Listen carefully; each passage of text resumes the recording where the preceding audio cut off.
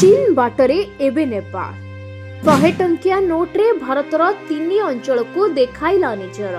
हाँ आज्ञा, चीन बाटरे एबे नेपाल एबे भारतर जगह को निजर बोली देखाइछि। निजर नूतन 100 टंकिया नोट्रे भारतर 3टी स्थान को निजर देखाइबा परे विवाद पड़िछि। ଏହା ଦ୍ୱାରା ଦୁଇ ଦେଶ ଭିତରେ ଥିବା ସମ୍ପର୍କର ଉତ୍ତେଜନା ସୃଷ୍ଟି ହେବାର ଆଶଙ୍କା ମଧ୍ୟ ରହିଛି। ନେପାଳର କେନ୍ଦ୍ରୀୟ ବ୍ୟାଙ୍କ ଗୁରୁବାର 100 ଟଙ୍କିଆ ନୂଆ ନୋଟ୍ ଜାରି କରିଛି। ଏଥିରେ ଦେଶର ସଂଶୋଧିତ ରାଜନୈତିକ ମାନଚିତ୍ର ଛପାଯାଇଛି।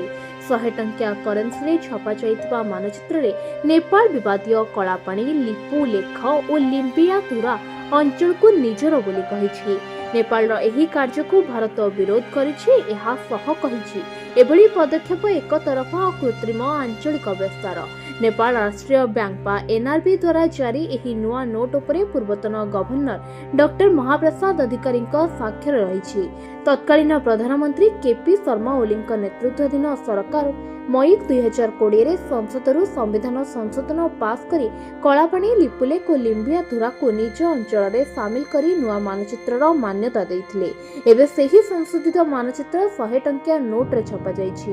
ନେପାଳର ଏହି କାର୍ଯ୍ୟକୁ ନେଇ ଭାରତ କଡ଼ା ଆପତ୍ତି ପ୍ରକାଶ କରିଛି। ଭାରତ କହିଛି ଲିପୁଲେଖ, କଳାପାଣି ଓ ଲିମ୍ବିୟାତୁରା ଆମର ଅଭିନ୍ନ ଅଙ୍ଗ।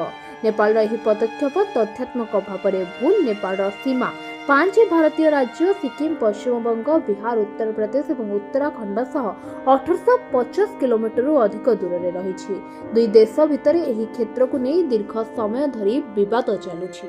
Bureau report, ONT news.